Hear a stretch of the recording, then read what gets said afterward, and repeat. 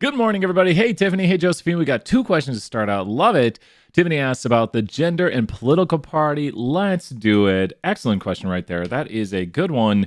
And it uses the chi-squared. So we're going to be using the chi-squared here in just a moment. A little bit of chill music right here. Getting started off with some chi-squared. Load up the chi-squared. Gotta get the assignment up and going. But how is everyone doing this morning? Let me re-wake up Mubot. Mubot is waking up. And we are loading up the chi-squared assignment. Let's see right here.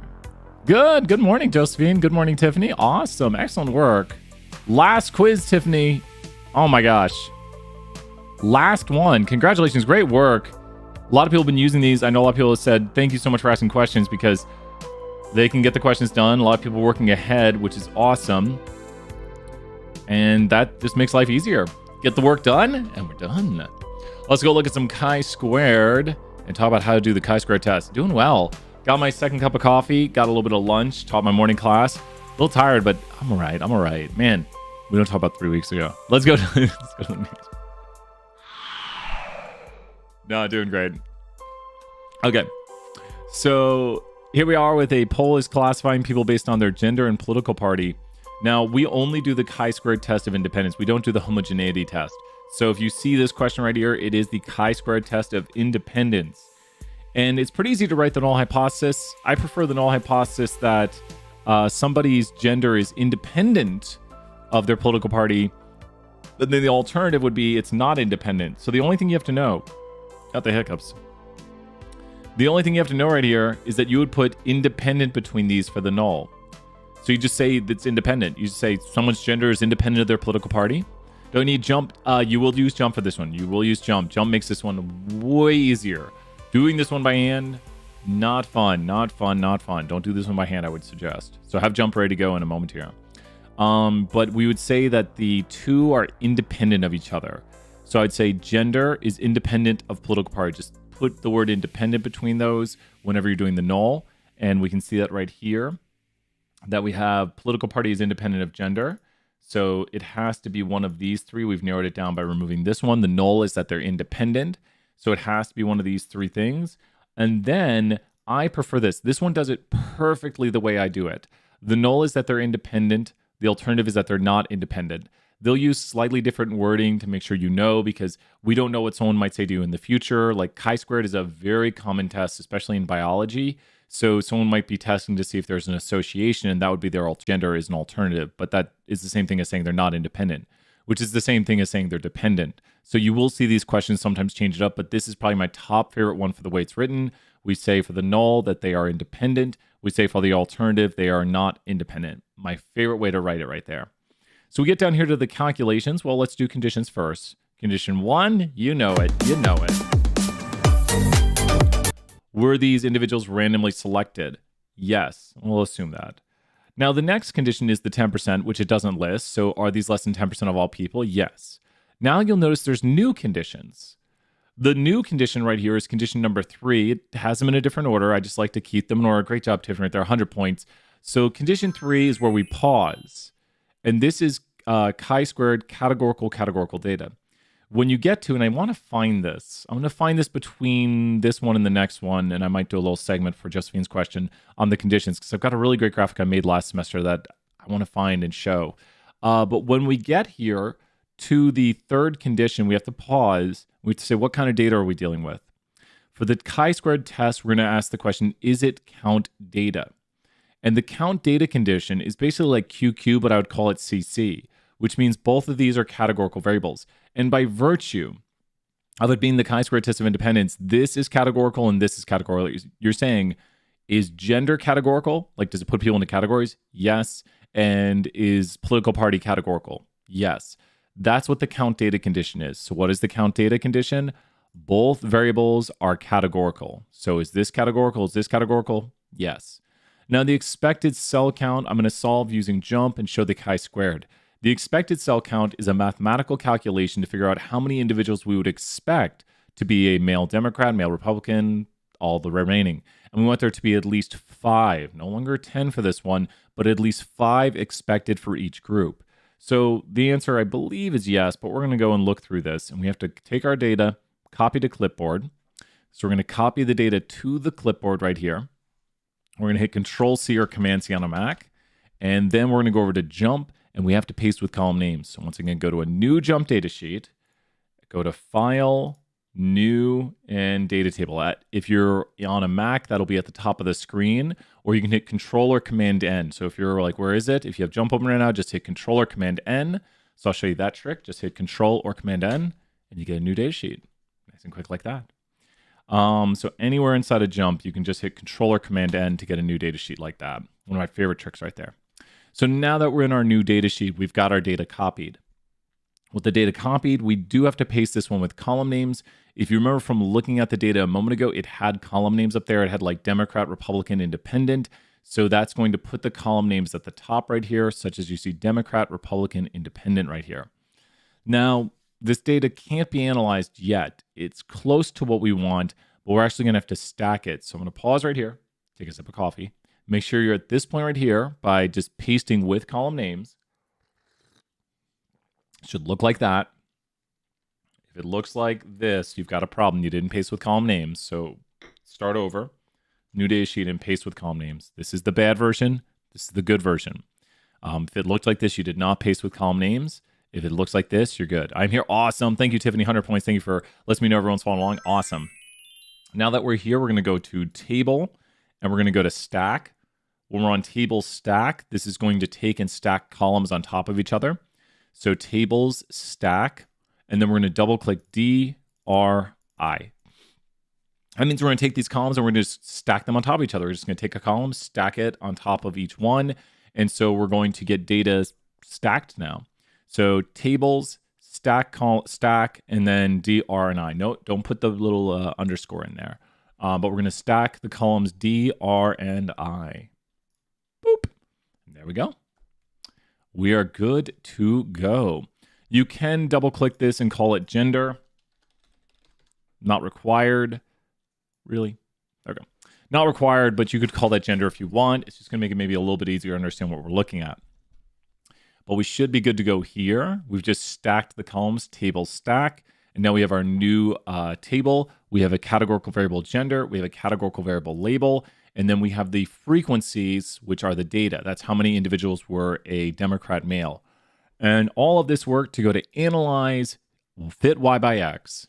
Analyze fit Y by X. So if we're at this point right here, analyze fit Y by X, and this chooses the right output for us. So we're going to choose a Y variable and an X variable. Now, what's confusing is we have three things. So if we have three things, what are we going to do right here?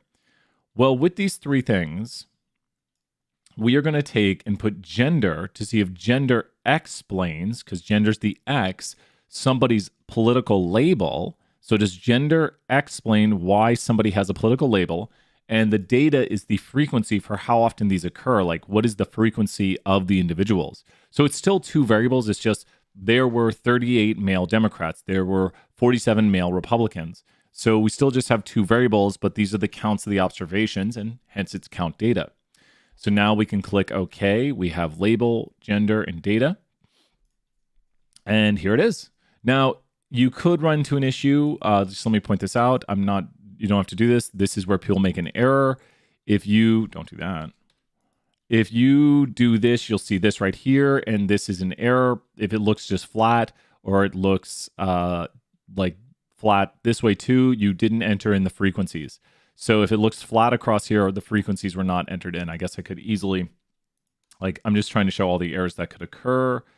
If somebody didn't enter that in, it'll look like this. So this is the error version where you did not enter in the frequencies. So if you're watching this in the future and you got this, you forgot to enter in the frequencies, and then you don't get the frequencies of the individuals in each group. It just thinks there's one because it sees the labels. So now we have our data here, and if you look at this, you can see that for males, more of them were Republicans. I like it because when you select it, it actually shows what you're seeing. For females, more of them were Democrats. The males actually have a little bit more independence. So would you say right here that there is an association, yes or no? Like, just looking at this visually, you can see that males have a little bit more Republicans. Here's the males, and within males, given someone's male, there's a little bit higher probability they're Republican, a little bit lower they're Democrat. Females have a little bit higher probability of Democrat. You know what we could do? Can we change the colors right here? Because that is confusing. Those are not the colors. So set colors. Aha. We don't want color theme.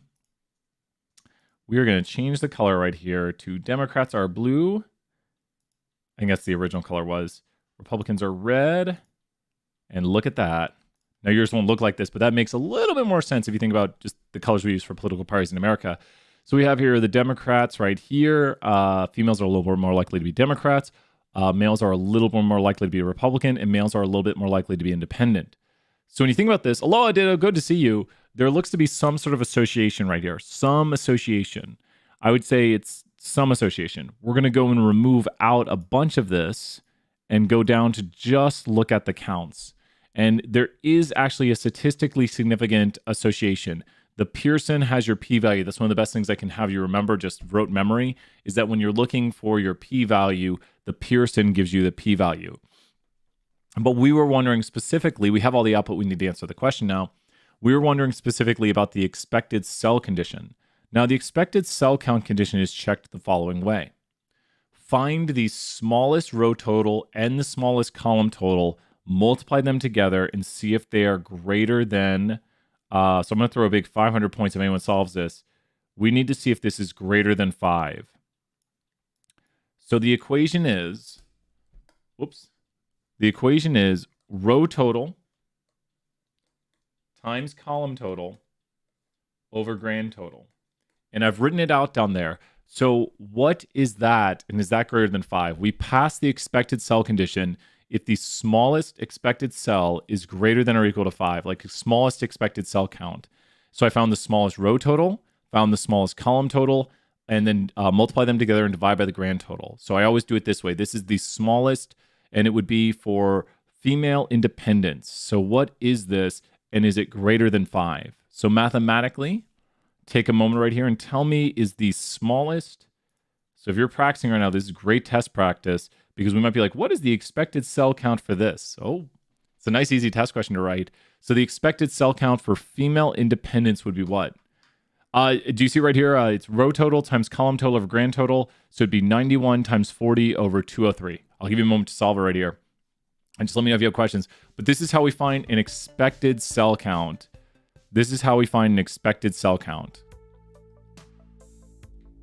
Why would it be 91 instead of 13? Oh, because the row totals. So good question right there. Great question, Tiffany. Excellent question. These are the row totals. Let me highlight over that.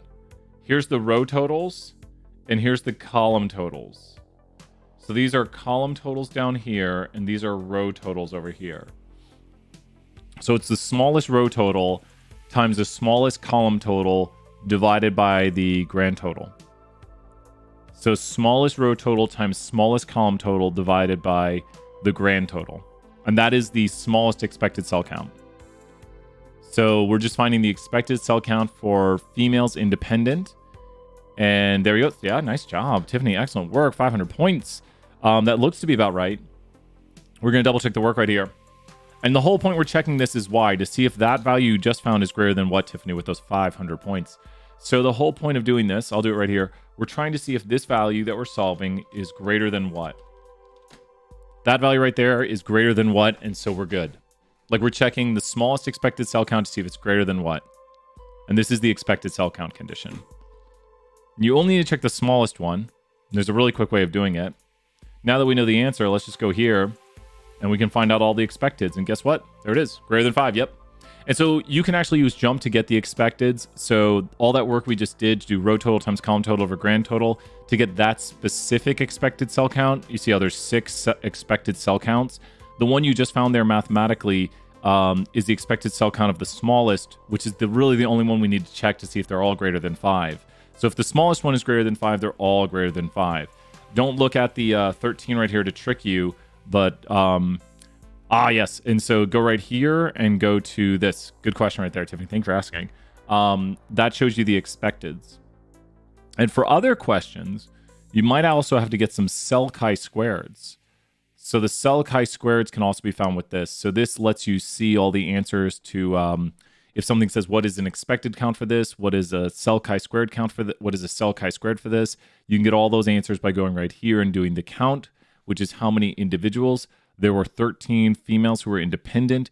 We would have expected 17.93. And then this is pretty much like a deviation from that. Notice the further away these numbers are, like we have here, 47 and 38, that's pretty far away, but 47 and 43 are closer. So this is kind of the deviation. The cell chi-squared is a measure of discrepancy within cells. So this just tells you how far, like it's a standardized metric of distance of observed minus expected squared over expected. So all this. Now, what we need to get, and please ask questions if you have it, because we haven't done this yet, so it's a really good time to kind of talk over this a little bit.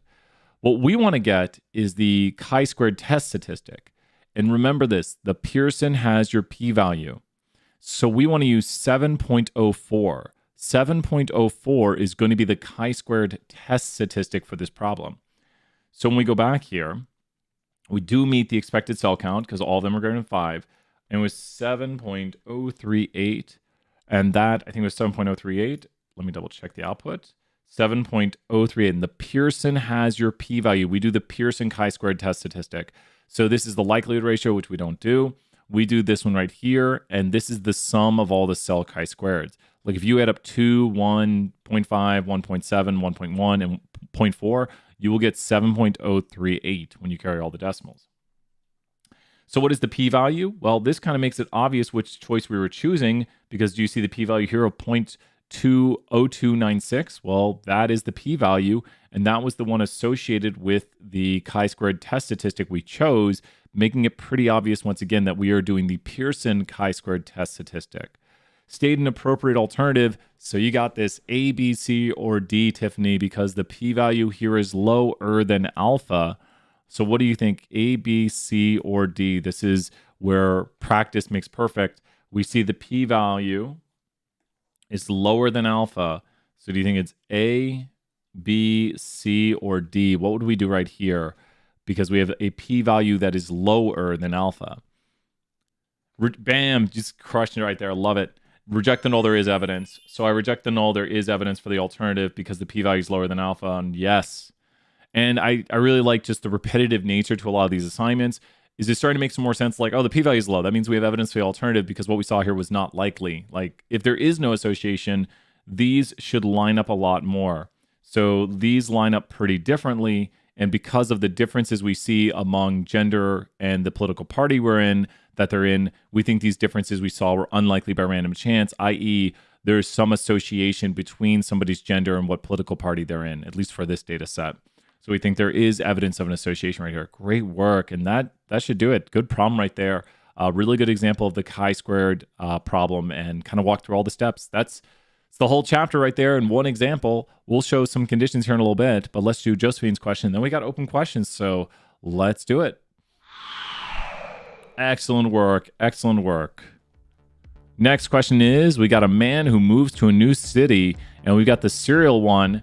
Man who moves to a new city and serial questions. So let's go check those out. Getting those questions up and going. The new city question.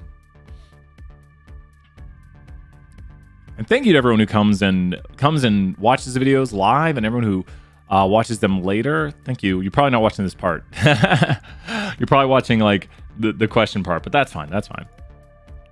No, like I really appreciate it. I was looking at the views on YouTube, and we don't make any money obviously from the off-stars videos, but that, I want people just to use the videos. Did you get a 100 on the question when you clicked it? Yep. My PI is 0.00066. So did I do the same thing? You might have. You might. It's when you see it in jump, it should be the same p-value in jump. So the p-value in jump will be the right p-value. Whatever the Pearson p-value says, does that make sense, Tiffany? Whatever the Pearson p-value says is the right p-value. So look at the Pearson. You have the Pearson chi-squared test statistic. And so the Pearson chi-squared test statistic is the standardized metric by which we can look at the differences. And then the p-value tells us the probability of what we saw. And yours looks very unlikely by random chance. So you would also reject the null, and there is evidence because your p-value is below 0.05. So that would do it. Let's go examine some two means right here with a man moving to a new city. Let's check it out. So we got someone moving to a new city right here, and they've got 2 routes. So when you think about this, I wanted you to see how the data would be collected for this. If you were collecting data for this, you would literally go out and have 2 routes you could bike. You'd have route A and you'd have route B. And we could maybe just put all the A routes here. And then you'd have route B. And let's say you bike each route 5 times. And then you look at the time it takes to bike each route. And maybe this time it takes 12 minutes, 11 minutes, 13, sure, 11. And then here it takes 17, 16, 15, 12, and 15. Yeah, I think so. You bet. We'll do your question next because we flip back and forth. I think that's really good right there. We'll go Tiffany, Justine, Tiffany, Justine. Yep. And does this make sense right here? Like you bike route A, it took 12 minutes. You bike route B, it took 17 minutes. Like you are collecting data. You say, okay, I biked route B today. It took 17 minutes. And you just write this down right here. So what do we want to analyze? We want to analyze what is the true difference between B and A. Like you have route B, you have route A. What is their true difference? And so you wouldn't really know that. You can only look at the sample right here and get an estimate of the truth. But if you're like, what is the truth? Is one route really faster than the other? And maybe we don't have that right now with this small sample. This is not the actual data for the question because this question has used summary statistics. But we could go here and jump if we were collecting the data ourselves and ask the question, does the route explain how long it takes? And there's a difference, but I don't know if it's statistically significant. And it is statistically significant. There's a difference of 2.8 minutes. So if you calculated the means for this data, the difference between the means of B minus A, like ours is set up for this problem, our problem's B minus A, the true mean for B minus the true mean for A, and that means that B is taking longer. Because, and we saw it with the data, and you can kind of see right here that B is higher than A, so B on average is expected to take 2.8 minutes longer, and the truth is probably somewhere between 0.4 minutes to 5.2 minutes. And since 0 is not in this interval, we think there is a difference between the 2 bike routes. And that is what this question is doing, but with summary statistics. It's looking at you collecting data on routes, and then you have these summary statistics, and you're going to run it. So I just use statistical software. So let's go ahead and copy the question right here and bring it over. Take it right here. And let's go grab the question. Oh my gosh, that was random. Let's go ahead and grab the question right here. And we need to write down all of our summary statistics. And let's go check it out. Here we go. And so we have a man moves to new city. He does something really good right here. He flips a coin to decide which one he's going to go on, which bike ride he's going to go, driving each route 15 times. So he randomizes what he does. Ooh, guess what? Condition 1. And this is interesting, though. He drives each route 15 times. So this is not N anymore. It's N1, or we should say NB, and equals 15, and NA equals 15, because that's the sample size for route A, that's the sample size for route B.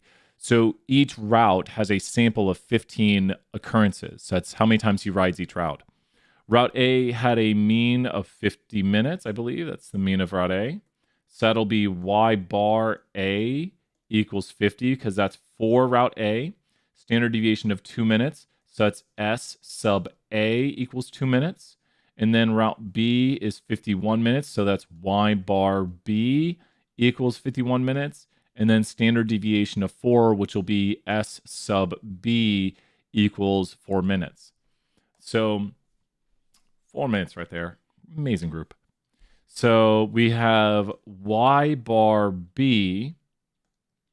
We're making an interval, right? Yep. Minus Y bar A. And that's their difference. That's just how different are these routes. And you might say, why are you doing B minus A, Brian? The question itself sets it up as B minus A. So you have to be careful right here. Probably one of the biggest mistakes I see is people do A minus B.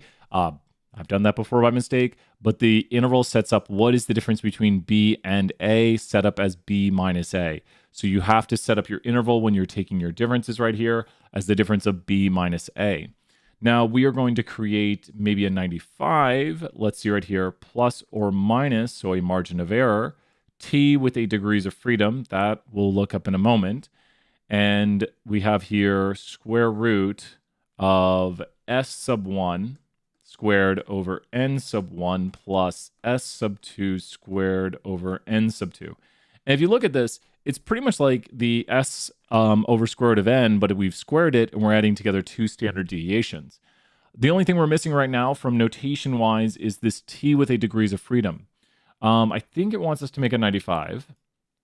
Making 95% constant. The t degrees of freedom. Do I have here a t degrees of freedom map? Did I put that in MuBot? If I was really smart, I put that t degrees of freedom into MuBot, but I might not have. So there is a degrees of freedom calculator for the 2 sample t. Oh my gosh, MuBot, you know everything. Here is the 2 sample t degrees of freedom calculator, and you can see we have the sample sizes, and then we have the standard deviations. MuBot put that link in the chat right here, and the standard deviations are 2 and 4 respectively. So now the degrees of freedom are 24.3918. So that is the degrees of freedom telling us which t we are going to use. What are the degrees of freedom? They tell you which distribution you are using. So the 2 sample t has with it a complicated formula. Let's go show that. So 2 sample t. And the complicated formula is, I never saw this formula by hand. Here it is. Trying to scroll down on the page to it. See it in 2 seconds right here. There it is. I would not solve this formula by hand. It's approximation, apparently. No. Isn't too complicated. That's good. It's not too complicated. There it is right here. Here's the test we're performing. They're using X bar, but this is the degrees of freedom formula. Hence, this is why, so we're looking up the image right there. So I don't solve this by hand. No one's going to solve that by hand. You would use something like this. If you notice what's in this equation, it's S sub 1, N sub 1, S sub 2, N sub 2, N sub 1, S sub 1, N sub 1, all the good stuff. And over here, that's what we're doing. And then boom, it calculates it for you. So this right here does that calculation, define for you the degrees of freedom. We would, yep, exactly, Josephine. Great question right there. We wouldn't have you calculate this on the test. No statistician sits down and calculates this. If you look at my jump output that I did previously, it calculated the degrees of freedom for me. So that just tells me which T I'm using. Does that make sense? Like anytime we're like, what are the degrees of freedom? We're asking, well, which T are we using? I'm using a certain T right here. I'm using a T with 24.391 degrees of freedom. So let's go ahead and I'll bring that up right here. MuBot, you can show us that T-applet. There's the T-applet. So we go here to the T-applet, we put in the degrees of freedom, and it changes the shape of the T. So what are degrees of freedom? They tell us which distribution we are using for families, like certain types of distributions that have degrees of freedom. If you change the degrees of freedom, it'll change the look of the distribution. Increasing the degrees of freedom makes it look more normal. And these are the degrees of freedom we have, and this is the T we are using. So we're building a 95% constable, and that is actually the value we're going to use. More traditionally, I like to make it look like this because that's 95% shaded on the inside. So that is the T statistic for 24.39 degrees of freedom. So 2.064. That is our T statistics, 2.064. And this basically does it. I think we're good because from here, we're just going to take the 2 sample means of 51 minus 50, which is going to be a difference of 1, plus or minus 2.064 square root. Let's see here. I'll go, I'll disappear. And S sub 1. S sub 1 is, where's my S sub 1? There it is. It's, well, it doesn't matter if you, which one do. We'll do, oh, yeah, that's a B. B, and that's an A. We'll erase it, make it look all pretty. These two, since you're adding them up, it wouldn't matter if you've reversed them, but that's a B, that's a B, that's an A, it's an A. And so this is the standard deviation for route B up there in the right corner over, you can't see my mouse for some reason. There it is. And we have 15 travels. We need to square that. And then the standard deviation for this one is 2 squared over 15. That's 20 over 15. That's 1.333 square root of that. We'll just do it here to double check. 4 times 4, divide by 15. 2 times 2, which is 4 divided by 15 plus, there it is, 1.333333 square root. There it is right there. That's what that solves to. Times it by 2.064. And then this is now the margin of error. This whole thing right here is the margin of error. So 2.383. So 1 plus or minus 2.383. And when you add, that's the easier portion of this. So this would be 3.383. And I'm not going to do the subtraction in my head because I'm going to make an error if I do that today. Don't want any errors. So yeah, it would be how it works, right? Nice and easy. There we go. There we go. And there's the differences. Does this, Josephine, how are we looking? This was your question. I want to make sure I pause right here. Does all this make sense right here at how to make the interval? The hardest part a lot of times for people is getting the t-statistic. You have to find the degrees of freedom, which tells you which tier you are using, and go to the applet pages. But Josephine, how are you doing on this right here? Usually the hardest part is finding that t-statistic. Like, where's that t-statistic? And so double check that. We had to go to the applet to calculate the degrees of freedom. And then once we knew the degrees of freedom, we went to the T page and used the degrees of freedom to calculate the t-statistic. I think that's got it. We've got our interval right here. We plugged in our numbers. And so negative 1.38. Awesome. 100 points right there. Keep it correct. I think I rounded somewhere, but I'll come back to it. Oh, no. Hopefully I don't round wrong. Not today. Not today. Negative 1.38. And this was 3.38. Let's double check our numbers on that. I think that's good. I just feel like I'm going to make an error. I feel like it. Should the man believe the claim that you can save 5 minutes? What do you notice is not in this interval? 5 minutes is not in this interval. There's not a difference of 5 minutes possible in this interval. No, we should not believe that claim because the confidence interval for the difference does not contain 5 minutes.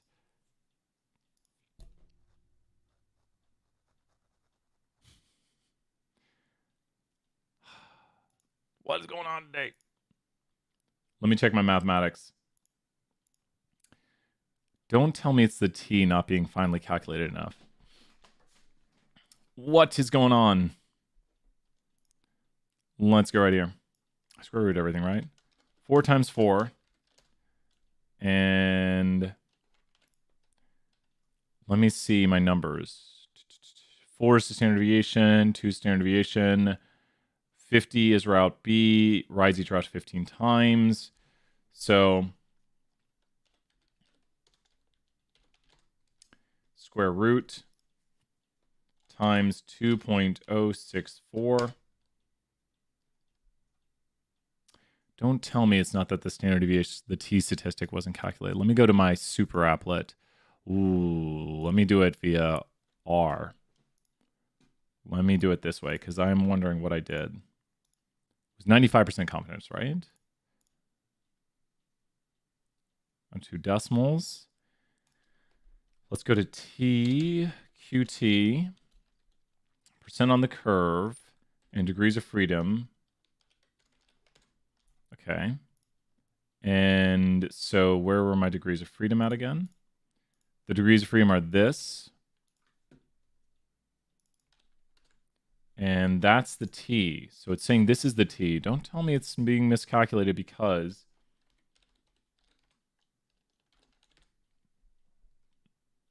that's still the same.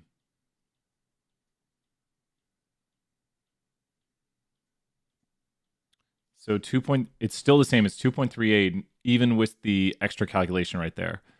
2.38. Let's go look at that again. So 2.38, and the difference here was 1 minute, right? B takes 51 minutes, A takes 50 minutes. So 51 minus should be positive 1. And then this is the margin of error. It's 2.38. We should not believe the claim. Of course, we don't believe the claim. Really? I'm about to contact my Pearson about this. I am really about to say, what is going on with your numbers right here? Ooh, immediately contact me on that. I want to know what equation they're running in the background on that. We were off by a hundredth. And if you were to miss that, please contact me immediately, because I don't see where I want to see their mathematics. And I've done this problem a ton of times right here. And they're giving right answers up to this. Whoa, really? What in the world? So that's where it's gives an interval. They expected that. And so they'll accept this also. But how have they rounded their t? They're doing something, I think, rounding in the background. Looks like their interval's wider than mine, so they're rounding up. Oh, I bet I know what they did. I bet I know what they did.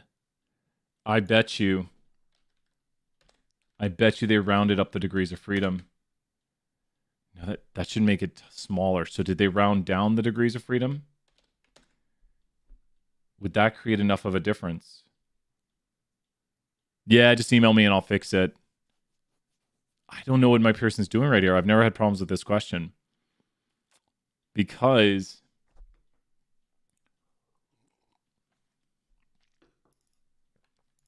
so this right here, that is the t. This is the t statistic. We can carry every decimal.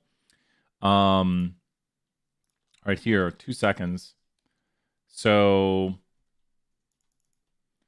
let me I'm going to run this like 100% with the summary statistics. 2 sample t-test in R with summary statistics.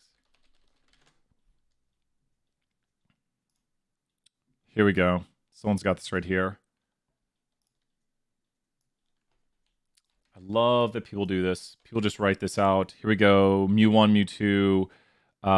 The null hypothesis, equivariance equals false. We're not doing an equivariance test. Okay. So someone literally wrote out the test right here. They did the test, but we just want a confidence interval. Oh, no, but they did. They're creating that in the output. So example usage, yeah, it does create the output. Okay, so let's actually see what they get. And I'm about to scream at my Pearson. So mean 1 was 51, mean 2 was 50. And then we're putting in the sample size, the standard deviations. Standard deviation was 4, 2, 15, 15. That should work. And it looks like it didn't have a problem. The difference is 1.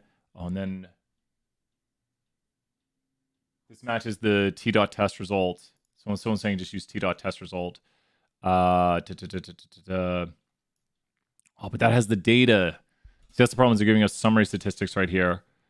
And yeah, and then this is the standard error. There's the standard error, and there's the p-value. So there's not a difference between them.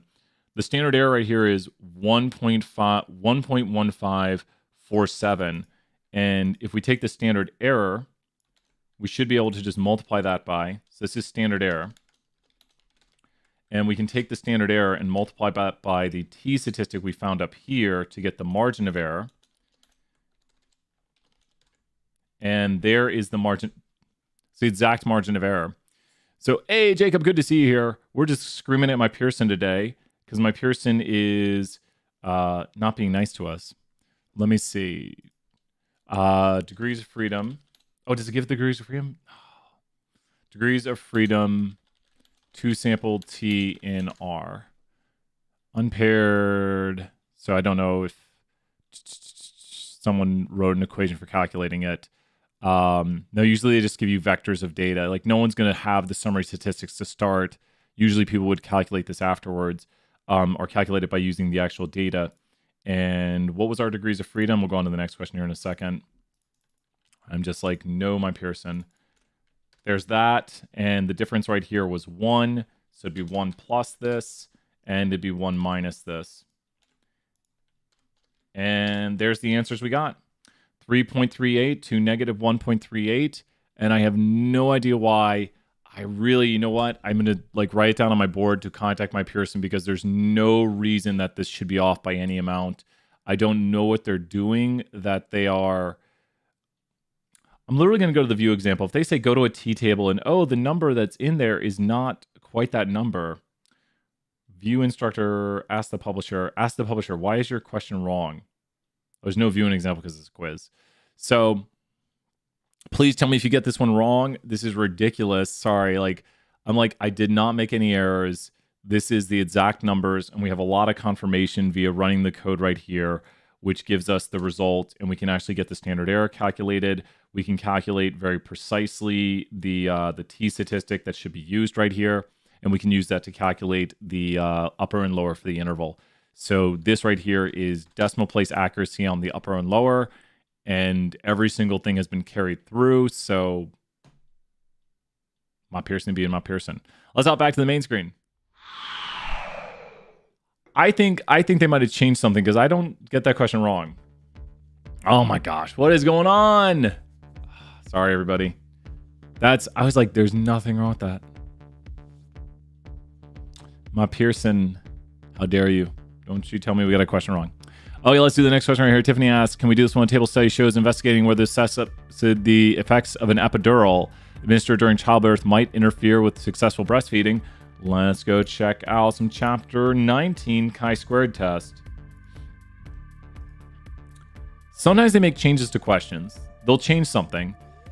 And if they are seriously going to a t-table and being like, oh, 25 is not in here, so we will use this number that is close to it. But someone is calculating something a little bit off on their problem, however they're doing it. Someone did not do a fine calculation on those numbers. Okay. Here we go. Let's check out the success question. Right? I know, right, Sneh? Sometimes my brain's a little fried, but I'm like, no, that's how it works. And we got R showing it, that's the answer. And I'm just like, what? Those things drive me crazy. Let's head over to the question around epidurals and breastfeeding. Let's do it. The study shows an investigation whether the after effects of epidurals administered during childbirth might interfere with the success of breastfeeding. So here we go. Nice and easy question. What are the degrees of freedom for this? So when you do degrees of freedom, you have to ask yourself, Brian, this table is a what by what table? Now, to 474 and 320, we'd ask how many levels are there to epidural and how many levels are there to breastfeeding. So this is a what by what table. Now, be careful. People make an error right here. I know, right? No, that drove me crazy. I think my brain's just been fuzzy this morning. It's like it's the end of the week and I'm just like, oh my gosh. I'm going to sleep so much this weekend. This is a what by what table. Be careful. Someone might accidentally think, no, we only look at the levels. If forcing or how many possibilities there are to epidural and how many possibilities there are to breastfeeding. Be careful. So it is bivariate categorical, which means we pass the count data condition. So we do pass the count data condition bivariate categorical, which means we can do the chi-squared approach. But how many levels are there to each one of these? Be careful. This is where a mistake often occurs on the test. How many levels are there to epidural and how many levels are there to breastfeeding? I don't want to say it because this is a common mistake on the test. Like, people usually make a small error here because they count the totals. So how many levels are there to each of those? So epidural, correct, Tiffany, great job right there, and I'm also on top chat. So there's 2 levels to each. So this is a 2 by 2. To find the degrees of freedom, oh, you got it, Sneh, you got it. To find the degrees of freedom for a 2 by 2, we simply reduce each one down, and the equation is 1 times 1. So this is a 2 by 2, so this would have 1 times 1 degrees of freedom. Does that make sense? So 2 by 2, 1 times 1 degrees of freedom. What if we had right here a table that looked the following way? I'm not going to include the totals on this, but what if we had a table that had something like freshman, sophomore, junior, senior, and then we had, my gosh, what if we had 3 levels to another variable like yes, no, maybe?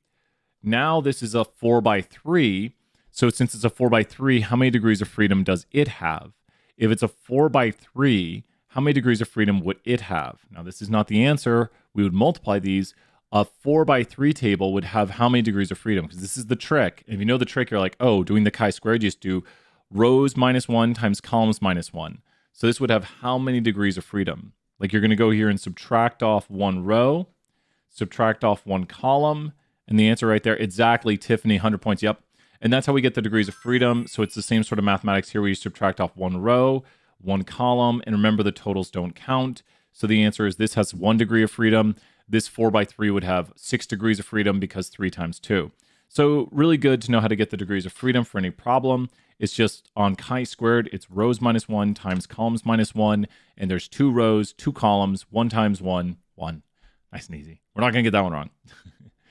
The smallest expected cell count, which is where we're going to check the expected cell count condition, needs to be greater than 5. So to do this, we do row total times column total over grand total.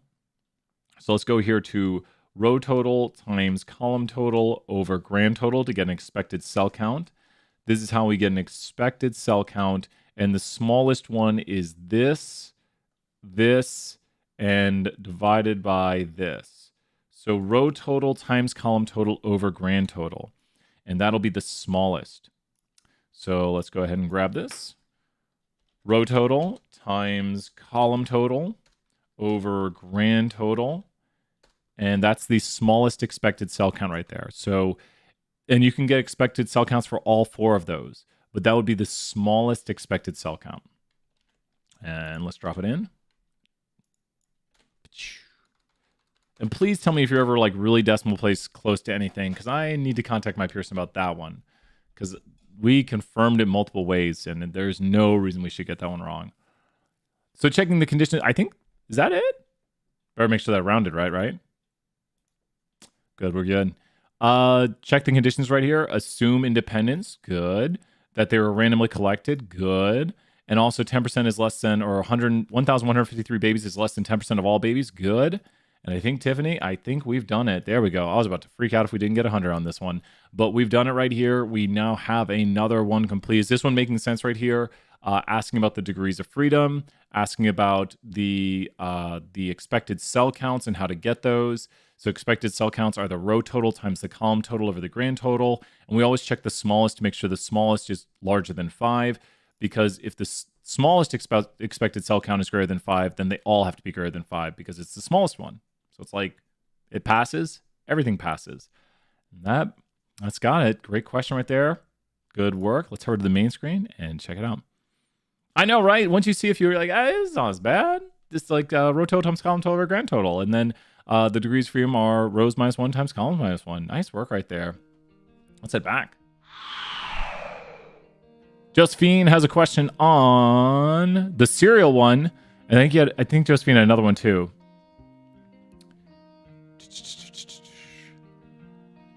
I think it's just the serial one.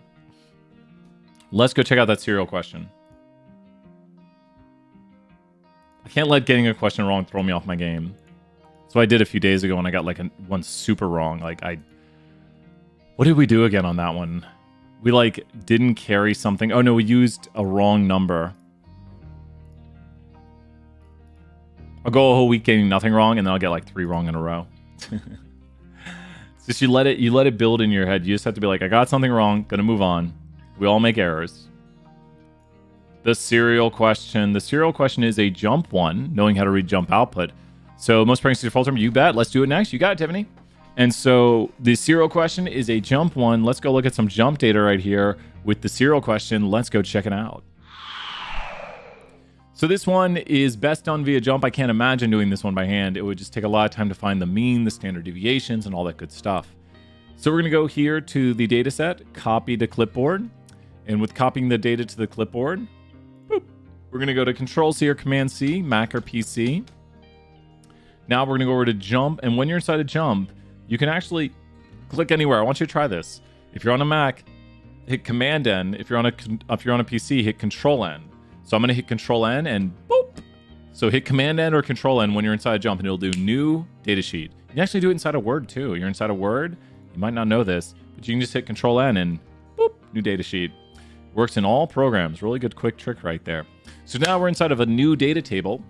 We're going to go here and go to Edit, Paste with column names because it did have adult and children's serial at the top. So we have to paste with those column names and we see them right there. And I always point out, if you see this, you've done it wrong, so make sure to restart. Make sure to open a new datasheet and paste with column names. With column names. That's under Edit, Paste with column names. No longer able to select, but you'll see the paste with column names right there. So now that we have our data looking good, like this, not like this one right here, this would be bad. Make sure they're blue. go to tables, and go to stack. I'll slow down right here. Josephine, tell me if I've gone too quickly, but we want to make sure we stack these. We're just going to take both vectors and stack them on top of each other. So we're going to take the adult serial and the children's serial and combine them into one vector of data with a categorical variable separating adult versus children. And we can do this right here and click OK. So once we've done this right here, we will get one vector of data, just one kind of column of data. And with this one column of data, we'll also have an identifier, or label, I should say, because it's not quite an identifier variable, but we have like, was it adult serial, was it children's serial, right there. So here's our new data sheet with all the occurrences. I always hate how it puts those blanks in there. It doesn't matter, it'll exclude them anyways. So with this, we're going to go to Analyze, Fit Y by X. And with the Analyze Fit Y by X, we're going to look at, does an X variable explain a Y variable? So does the label of a serial explain why certain data, like why we have a certain amount of sugar? And think about it. When you think about this, we have children's cereal and we have adult cereal. And how much sugar do they have in them? How many grams of sugar? Well, I mean, come on. It's awesome children's cereal, like, you know, like Lucky Charms, you have Rice Krispie Treat cereal, Captain Crunch, Oops All Berries, Captain Crunch. I mean, it's awesome. And then you got like Fiber One, Wheat Thins. Wheat Thins isn't a cereal, but Fiber One is. Fiber One's worst cereal ever. It's like I go home, visit my parents, and they're like, oh, I got some Fiber One. I'm like, I'm not eating that. So Fiber One now with marshmallows in it. I'll eat that. So we can see there's a difference, but how big is this difference? Well, we have to go here to the t-test to analyze the difference between the two means. This is a two-sample t-test. What do we mean by two-sample? We have two groups. That's what the two of the two-sample t-test means. If it was just one group, it would be a one-sample t-test because we're dealing with means. Mr. T is mean. Sure, he's a nice guy, though. So here's the two-sample t-test. Even though it just says t-test, it is a two-sample t-test by virtue of there being two groups. The difference we observe between the two groups is 36.5. That means if you took the mean of children's cereal and minus the mean of adult cereal, children's cereal would have more sugar in it on average. We see in our sample that in the sample, children's cereal had 36.5 more grams of sugar on average. This might help. I'll go to the quantiles, which is what you should do for your report. We're not going to really look at those quantiles, but this helps you understand. That is the median, but it kind of helps you understand that this distance is what we're talking about. Those are medians, but that's about what we're talking about right here. Like children's cereal has about this much more. That's probably close to 36 because it's a little symmetric, so mean and median aren't going to be close. We think that the true difference, like this is what we see in the sample, but the truth for how much sugar does children's cereal truly have more than adults cereal, it's probably somewhere between 32 to 40.7 on average. Like on average, children's, like I am 95% confident that the true difference between children's cereals and adult cereals sugar content is contained in the interval 32.3 to 40.75, where children's cereal is expected to have more sugar in it than adult cereal. It just makes sense. On average, children's cereal has more sugar than adult cereal. Makes sense with our world, and that's what we like to see if we look at data. Or we like to see it not make sense, and then it's pretty interesting. So I like how data goes. And let's check this out. So here's the lower of 32.31. Don't forget those decimals. And there's the full data sheet again. And then we have the upper of 40.75. Don't you dare jump. Don't you tell me I get something wrong. And then based on these intervals right here, adult cereals, so children's going to have more. And we take our lower bound right here, and we take our upper bound, and we have done it. Don't you dare jump. That's got it. Great job. 100 points for Brian right there. Let's continue on to the next question here. We got just a little bit more time. We'll do, I think, one more. Ah, great job, Josephine. Josephine, I hope you get the 100 on the assignment. Let me know if you get it. We'll throw some more points out there. Josephine, great work. Just understanding the output and what it's showing you is important, and that's what we try to do here. A lot of the great things is if you do statistics, you don't do a lot of things by hand. Like you're not sitting here writing equations. If you do statistics, you're like looking at results and being like, oh, looks like adult cereal has less sugar than children's cereal. I am changing the world with this research. So we just have to know what the data tells us. We have to like go to data and look at it and say, what is this? What information is the data giving me? And it's turning it into actions, turning it into decisions. That's what we do in business analytics. We look at data and we say, okay, especially like marketing stuff or accounting stuff or finance stuff. Business analytics is like just used across everything. It's just data. There's a new data analytics degree, but we got business analytics, man. I think data analytics is great. Data science, I think it's called the data science major, but you know me, I'm all about some business analytics. Data science is basically a broader, and that's really what it's becoming, is data science is the broad idea of what business analytics does. Of course, business analytics is the broad idea of what statistics does, but for the business world. Let's go here. Most pregnancies are full term, but some are... Yes. So you look here, medical stuff. Most pregnancies are full term. I've always thought we should do coding in 201. Then we'd be doing some data analytics. Be pretty interesting. We should talk to you about that. Now let's over to the main screen. Everyone knows I love coding. So we got the null and alternative right here, but do you remember my trick? If you were watching one of the first questions, the trick, which we might not see them doing, we'll see in a moment if they do it, to know the null and alternative for the chi-squared test of independence is to go right here and write the word independent between these. So we have someone's age group and how long their pregnancy lasts. So they would be independent as the null. The null is that the two things have no impact on each other. So age group and outcome are boom, just love it. Love it. Just perfectly written. Saw it there immediately. The null is that they are independent. The alternative is that they're not independent because we're doing a test to see if there's some association. It should be important to know that this means that they are associated. So, yep, Tiffany, 100 points. You got it right there right away. The null is that they're independent. This is the only one we don't use statistical notation. And sometimes they don't phrase it this way. Like they might say that they're not associated. Like not associated means independent. Associated means not independent. Does that make sense? Like if I say two things are not independent, that's the same as saying they are associated. So there's ways to change the words because not everyone's going to say it the same way. And my Pearson, I think, does a good job of being like, well, you could say it this way. But I always liked it when we had people write these out for tests because I'm just like, just go to it and be like, this is independent of this. This is not independent of this. And then you get to choose how to write it. So that's where multiple choice can sometimes throw people off because everyone might not say it the same way. So it's good we see there are questions that don't always word it this way, but independent means that they tell you nothing about each other. Not independent means that there is some information in one that tells you information about another. It jumps right down to the chi-squared test statistic. So this is where Jump's going to be our best friend. Jump is not going to let us down today. We're going to go here to copy to clipboard. Boop. And then we're going to go Control-C or Command-C. And with Control-C or Command-C, we've now copied our data. And with our data copied, we're going to go over to Jump. And we know our quick trick now. Let's go over to Jump. Well, we'll do it the old-fashioned way. We'll go to File, New Data Table. It shows you the quick command right there to... I don't use scripts that much. Ooh, that's code. I should. So we got the new data table right here. Hey, Caroline, great to see you here. Drop a question in. We probably have time for one more if you want to drop a question in. Like, hey, I'm working on this question, but great job, Caroline. Good to see you here. And we opened up a new data sheet, and we're going to go to Edit, Paste with Column Names. We're going to throw some points out to the chat. Edit, Paste with Column Names, and what do we get? Now we're close. This can't be used yet. So this data right here can't be analyzed yet. It's very close. So have this like this. Make sure it doesn't look like this. Edit, paste with column names. If you've done this, you didn't paste with column names. Start over, paste with column names. So now that you've pasted with column names and we have the following red, blue, blue, we're going to go here to tables and go to stack like we just did with the political data. And with table stack, we're going to double click right here, early preterm and late term. And we're going to stack these columns right here on top of each other. It was tables, stack, tables, stack.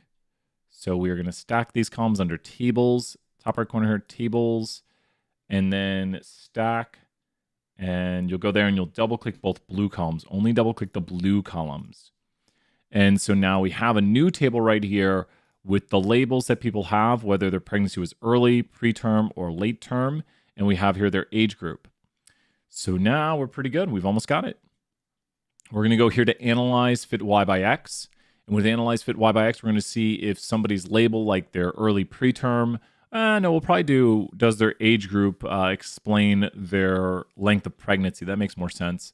So if you think here, we have someone's age group is in column 1, great name for a variable. But does their age group explain how long their pregnancy lasts? So does that make sense? Does the age group, which is right here, explain? Always say to yourself, this is the explanatory why someone's pregnancy is lasting a certain length. And please don't forget to put the frequency right here. That's one of the biggest errors I see when people do these problems, is the frequency is not put here as the data, which is the counts of the occurrences, which passes the count data condition. So this is count data because we have people who were under 20 who had an early preterm pregnancy. We have people who are under 20 who had a late preterm pregnancy. And these are the counts of occurrences, which is one of the conditions that we have count data. So let's go ahead and click OK. And yeah, I can tell you right now that the chi-squared is going to be small because there's very small differences right here. I estimate this chi-squared to be about 0.3 and p-value to be about 0.8. So let's see if I was close, 0.3, 0.8. Oh, it's actually a little bit bigger and a little bit smaller. But still, there's not statistical significance right here. I'm actually shocked. I'm going to close off the contingency. I'm actually shocked that we see the differences. They're super tiny. If you look, most pregnancies are lasting about the same length, whether people are under 20, 40, or over. We could make this an ordinal variable, but we don't have to. But there's very small differences right here. And the differences look via the p-value, likely by random chance. So because, you know, under 20 had more early term pregnancies, but there's small differences. Like it's like, yeah, for under 20, 32% of pregnancies were early term. For 40 or over, so the older, my age group almost, no, I'm this age group. There was 32% compared to this age group right here had 28%. So that's a difference of 4%, but the differences are small. They're not that large of differences that it could just be this random sample produced a result that created data like this. We don't really think there is an association here because we're not going to reject the null hypothesis. This just could be, if you see it so flat, it's very likely by random chance. And to compare this to a previous thing we did, we had one previously that was unlikely by random chance. Well, I've done a lot of jump work today so far. Oh, did I close it off? I did think I closed it off. So this was the one we did previously where does somebody's gender explain their label? And this one was unlikely by random chance. And you can see it right here that this one has bigger differences. And here's the differences between people's gender and their political party. The difference here was unlikely by random chance compared to the one we just did, where we're looking at people's pregnancies and their age group and how long the pregnancies last. And this looks more likely by random chance. So you see the differences are small, likely by random chance, i.e. big p-value. Here the differences are larger and the p-value is smaller, saying that these differences we observe here are less likely by random chance. So we should have all the answers for this question right now. We should have the Pearson chi-squared test statistic, 2.376. And let's go put in those numbers. So 2.376, 3 decimals right there. And 0.4981.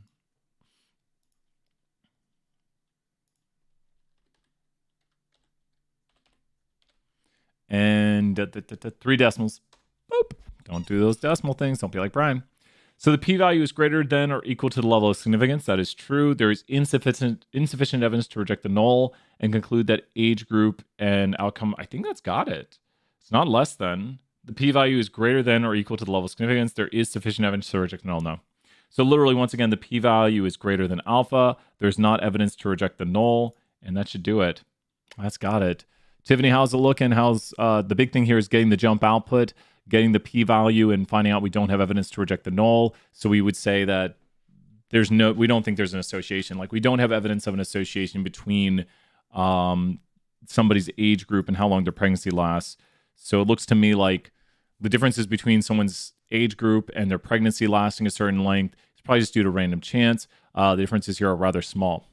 Can you scroll down? Scroll down on, I think you're talking about the other. Right here. I can pause right here. So my p-value is very high. Once again, I fail to reject the null hypothesis, which means I don't have evidence. Like I wish it just said, I fail to reject the null. That's what they're saying right here. This statement is equivalent to I fail to reject the null. And then there is not evidence for the alternative. So they're saying there's insufficient evidence to reject the null. That's also I fail to reject the null. There's insufficient evidence for the alternative being that they are not independent. So to conclude, like, we cannot reject the null and conclude the alternative right here. This is such a funny wording. I wish it just said, we do not reject the null hypothesis. We have insufficient evidence for the alternative that they are dependent in some way. So, or not independent. So, how are we looking? Excellent work, everybody. Lots of great questions today. I really need to contact my Pearson about that one. I've done it multiple semesters. Mine would be the same, right? Because I have a p-value of, yep. Your p-value is very high, so great work right there. 100 points. That is a very high p-value. So what you saw there is very likely by random chance, and your graphics should look very similar to mine then. Your results should be very flat, which would say that the differences there are very small, likely by random chance. And look at this R squared. 0.1% of the variation in someone's pregnancy term is explained by their age group. Like basically none of it. Basically none of the variation. None of the variation. I'm doing some log likelihood stuff. But none of the variation. But compare that to someone's political party, about 1.6. Not much, but a statistically significant amount. Pretty interesting right there. Well, I think that's got it. Excellent work, everybody. We'll be back here for some afternoon office hours. Swing by. We'll finish up some work. I think we've got this. We're almost done. Oh my gosh. Next week is is it the last full week of school next week? Oh my gosh. And then Thanksgiving? And I think we're back till just Wednesday, right? Can we do this one during this? Yeah, of course. Yep. The war with the injuries. Oh, that's a fun one. I think it's got a full table of the expected cell counts. Full table of expected cell counts. Last full week of school next week. Wow. I can't believe it. And then Wednesday, and I think we just have like classes till Wednesday. So my biggest advice to everybody is come to class. I'll see people who are like, it's Thanksgiving week. That means I get the whole week off. And it's like, no! No, don't take the whole Thanksgiving week off. Speaking of, I'll be back later. Bye for now, everyone. Bye!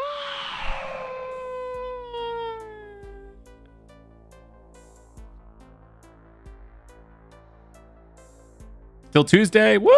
Final week of classes till Tuesday.